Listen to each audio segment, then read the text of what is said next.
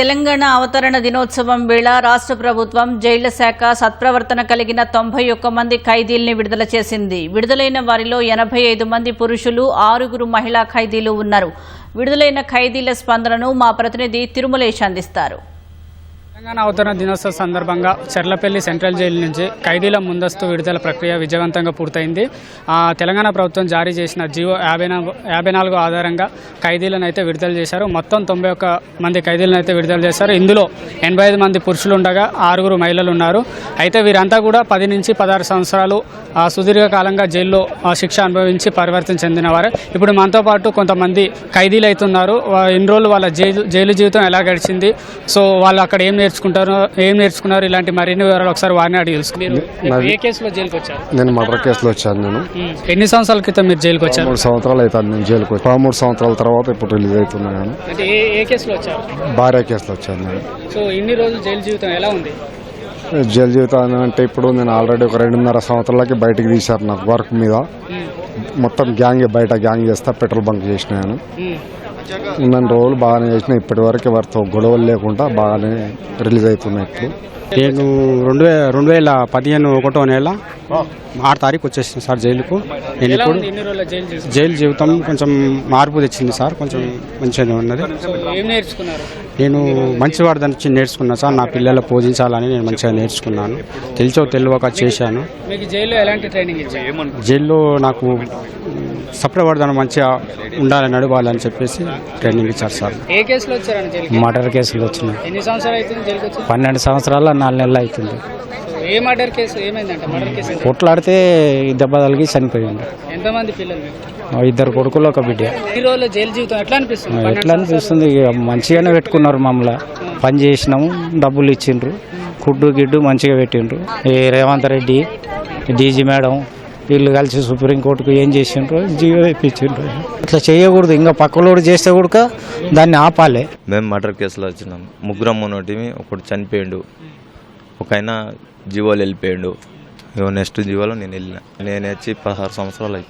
అమ్మ ఉంది, అన్నదమ్ములం ఉన్నాం, అన్న పిల్లలు ఉన్నారు, అందరం ఉన్నాం. అప్పుడు రకంలో వేరున్నది, ఇప్పుడు రకం వేరుంది. ఎట్లా అంటే ఇప్పుడు ఇదే నీట్గా అయిపోయింది. తప్పు చేస్తే మనం నరకంలాగా నచ్చినట్టే. ఈ తప్పు ఎన్నటికీ చేయకూడదు, ఈ 2లకు రావద్దు. నా పేరు కడమంచి రమేష్, ఎల్లారెడ్డి మాది. మేము 14 సంవత్సరాలు జైల్లో ఉన్నాము. మర్డర్ కేసులో వచ్చామండి. మేము తెలియని వయసులో మర్డర్ చేశాము. అది జైలు శిక్ష కాలం అనుభవించాము. మేము ఇప్పుడు విడుదలవుతున్నాం కాబట్టి ఇకనైనా మంచిగా ఉండాలని, జనజీవన సవంతిలో కలిసి ఉండాలని కోరుకుంటున్నాం. మాలో ఆ ప్రవర్తన కనిపిస్తేనే మాకు సత్ప్రవర్తన కింద విడుదల చేస్తారు. నా పేరు నరేష్, మాది నిజామాబాద్ జిల్లా ఆర్మూర్. గత 15 సంవత్సరాల నుంచి నేను జైల్లో ఉన్నాను. ఇప్పుడే జైలు విముక్తి కలిగింది, చాలా సంతోషంగా ఉంది. నేను మర్డర్ కేసులో వచ్చాను. 15 సంవత్సరాలలో చాలా బాధ ఇచ్చింది, కానీ కొన్ని పాఠాలు నేర్చుకున్నాం. చాలా మంది జైలుకు వస్తూ ఉంటారు, కానీ కొన్ని నైపుణ్యాలు నేర్చుకునే వాళ్ళే తక్కువ మంది ఉంటారు. అంటే ఇతరులకు ఏ హాని కలిగించొద్దు, అంటే చేయని తప్పున పోయిన వాళ్ళకి బాధ తెలుస్తుంది. అలాంటి బాధల నుంచి చాలా నేర్చుకున్నాం. ఇప్పుడు నాకు కొంచెంగా నా భార్య పిల్లలతో కలిసి బతకాలని, మొక్కలు పెంచడం చాలా ఇష్టం. చాలా మొక్కలు పెంచాను. ఇక్కడ కూడా నేను ఇప్పుడు అదే పని చేసుకోవాలనుకుంటున్నాను. మేడం గారు కూడా మాకు పెట్రోల్ పంపులో పని ఇస్తున్నారు. మా మిసెస్ మీద చాలా బరువు పడ్డది. ఆమెకు నేను చాలా రుణపడి ఉండాలి. ఎందుకంటే ఒక భర్త దూరం అయితే ఆ భార్యకి ఎంత బాధ ఉంటుందో అందరికి తెలిసిన విషయమే. అటువంటిది 3 అమ్మాయిల్ని చదివించి ఒక మంచి మార్గంలో నడిపించిన ఆమెకు ఎప్పటికీ నేను కృతజ్ఞత చెప్తా ఉంటాను. నేను ఒకటి చెప్తాను, తప్పు చేస్తే దాన్ని ఎందుకు చేసినావు, అసలు చేస్తే నీకు ఏమొచ్చింది, ఆ తప్పు చేసే ముందు ఒకసారి ఆలోచించు. మన జీవితమే ఆగమైపోతుంది. ఏ తప్పు చేసే ముందు ఒక్క నిమిషం ఆలోచిస్తే తప్పు జరగదని నేను అంటున్నాను. అధికారులు మేము స్టూడెంట్స్ అయితే వాళ్ళు మాకు చదువు చెప్పే గురుతో సమానం. తప్పు చేసి వచ్చిండ్రు, మీరు ఎలా బయటికి వెళ్ళాలి, ఏం నేర్చుకుని వెళ్ళాలి, ఎదురుతో ఎట్లా మాట్లాడాలి. ఫస్ట్ ఆఫ్ ఆల్ మనిషికి ఓపిక ఉండాలి. తర్వాతనే అన్ని ఓపికతోటి అన్ని సాధించవచ్చు. మర్డర్ కేసులో వచ్చాను. ఏదో అనుకోకుండా నా కొడుకు చనిపోయిండు. అప్పుడు మనకు తెలియదు కాబట్టి ఏదో అనుకోకుండా జరిగింది. బయట ప్రపంచమే తెలియదు. 15 సంవత్సరాల నుంచి జైలు జీవితం గడిపిన బాధ అనిపించింది. మరి ఏదో ఎందుకు చేసినా ఒక్క క్షణం, ఒక్క నిమిషం ఆపుకుంటే ఈ 15 సంవత్సరాల 1 నెల ఈ నరకం ఉంటుందని ఇప్పుడే నాకు తెలిసింది. ఇక నుంచి తప్పు చేయకూడదు, వేరే వాళ్ళకు కూడా చేయొద్దని నేను కోరుకుంటున్నా. సో ఇవి జైలు నుంచి విడుదలైన ఖైదీలు చెప్తున్న మాటలు.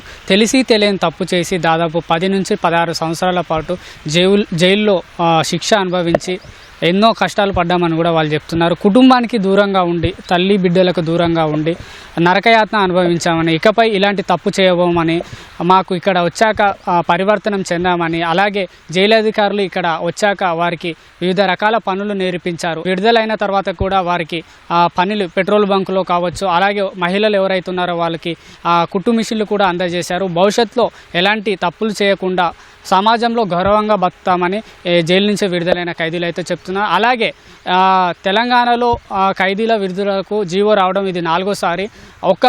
సౌమ్య మిశ్రా డీజీగా ఉన్నప్పుడే ఏకంగా 2 సార్లు ఖైదీల విడుదలకు జీవో అయితే వచ్చింది. అయితే ఈ ఖైదీల విడుదలకు ఇటు జైలు శాఖ కావచ్చు, అటు ప్రభుత్వం చేసిన సహాయాన్ని అయితే తాము మరవమని ఖైదీలు అయితే చెప్తున్నారు. ఏదైతే ఈ అంది వచ్చిన అవకాశాన్ని సద్వినియోగం చేసుకొని గౌరవంగా బతుకుతామని ఖైదీలు అయితే చెప్తున్నారు. కెమెరామెన్ దేవేందర్తో తిరుమల సిటీ న్యూస్, హైదరాబాద్.